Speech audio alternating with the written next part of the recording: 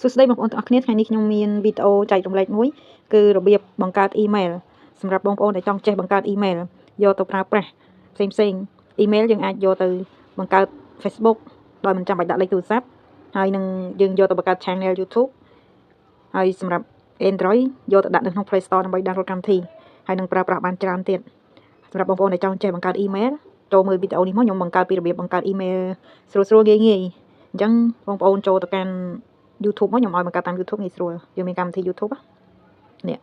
យើងអាចបង្កើតបានតាមច្រើនរបៀបតាមកម្មវិធីតែយើងរើសយកតាម YouTube មកពេលដែលយើងចូលដល់ក្នុង YouTube យើងមើលមកខាងក្រោមហើយយើងយកកន្លែងនេះ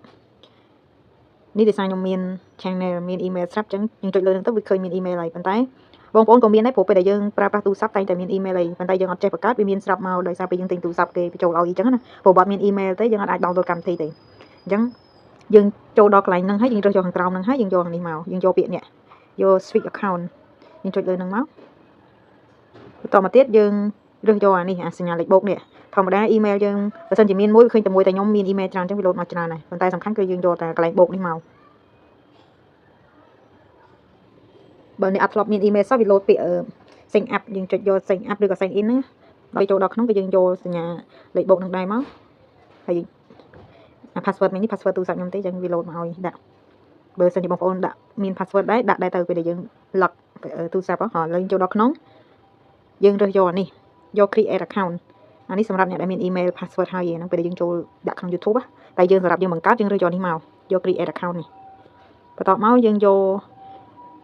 កនេះមក for my personal use នេះយើងយកខ្លួនឯងផ្ទាល់នេះសម្រាប់អ្នក business ហើយយើងយកលើនេះ for my personal use ហ្នឹងបន្តមកទៀតឥឡូវនេះយើងដាក់ឈ្មោះរបស់យើងអាក្រុមហ្នឹងក៏ឈ្មោះដែរឈ្មោះយើងចង់ដាក់អីក៏បានដាក់ឈ្មោះយើងពិតក៏បានដាក់ឈ្មោះអីក៏បានដែរហើយយើងបង្កើត email យើងចង់ដាក់ឥឡូវខ្ញុំឧទាហរណ៍ខ្ញុំដាក់ឈ្មោះខ្ញុំចង់ដើម្បីឲ្យងាយស្រួលយល់ខ្ញុំដាក់ចឹងបើបងប្អូនចង់បង្កើតសម្រាប់ដាក់ channel យើងដាក់ឈ្មោះយើងពិតមកឲ្យវាងាយស្រួលហើយឬយើងចង់ដាក់អីក៏បានដែរឈ្មោះហ្នឹងហើយយើងចុច next នេះមកបន្តមកទៀតខែឆ្នាំយើងចង់ដាក់ពិតក៏បានយើងចង់អត់ដាក់ពិតក៏បានដែរនេះខែទី2ខែនេះថ្ងៃខែឆ្នាំនេះខ្ញុំគ្រាន់តែដាក់ឧទាហរណ៍ទេហើយដាក់ឲ្យគ្រប់ចាប់ពីអាយុយើង18ឆ្នាំឡើងបានអញ្ចឹងយើងអាចដាក់ឆ្នាំយើងពិតក៏បានដែរហើយអាក្រោមនេះយើងរើសយក page យើងចុចលើវាមកអា female នេះ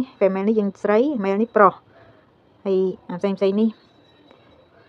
យើងពិបាកឆ្លើយហើយនេះគេដាក់តែយើងមិនដាក់យើងយកតែប្រុសស្រីមកអញ្ចឹងស្រីចឹងខ្ញុំយកអាលើតែមកយើងចុច next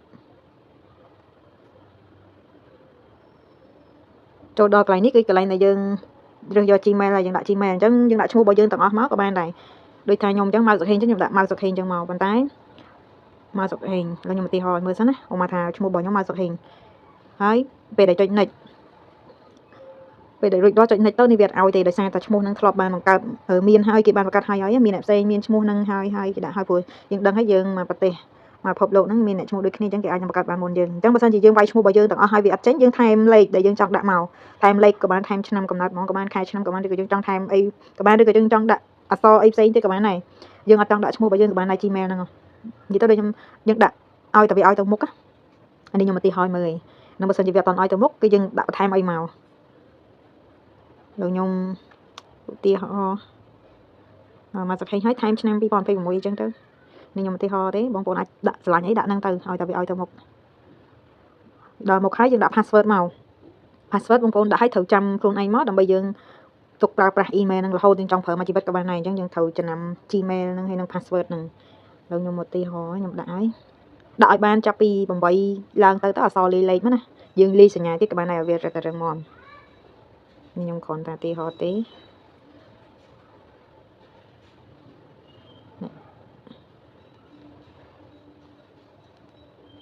បងប្អូនដាក់អីក៏បានដែរនេះខ្ញុំឧទាហរណ៍សិនទេ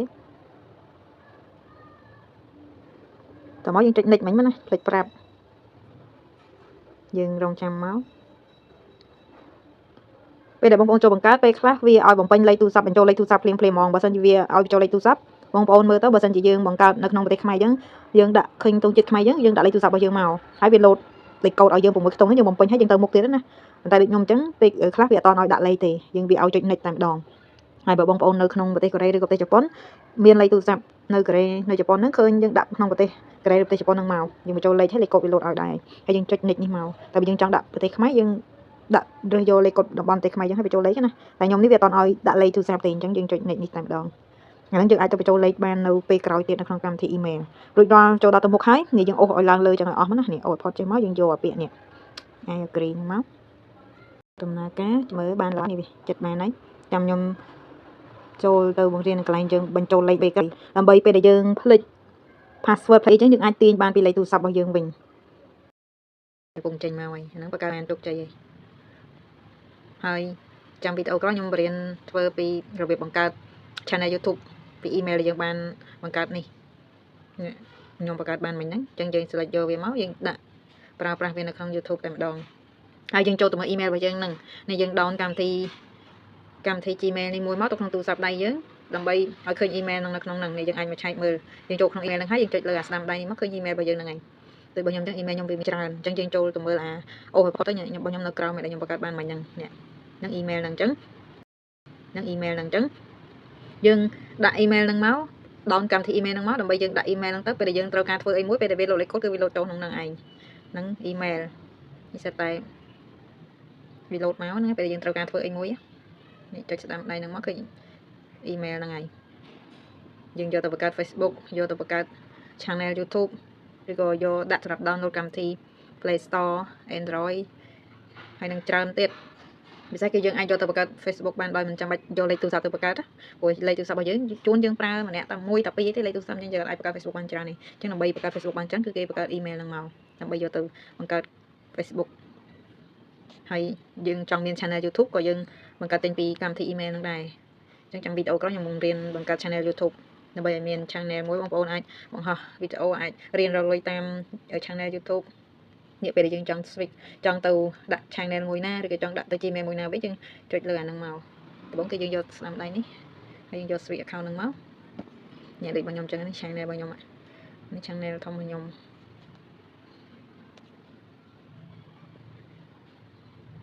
នេះវីដេអូរបស់ខ្ញុំបង្ហោះមានបង្រៀនឆែកផ្សេងបងប្អូនអាចចូល subscribe បាន channel មកសុខហេងអង់គ្លេស Facebook របស់ខ្ញុំមកសុខហេង